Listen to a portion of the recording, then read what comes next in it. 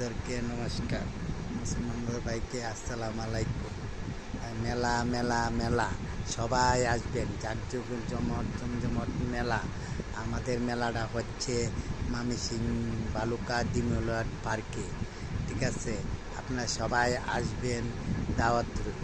যারা টিকিট কাটবেন 410 টাকা, এখনও কাটেন, মে মাসের 9 তারিখে।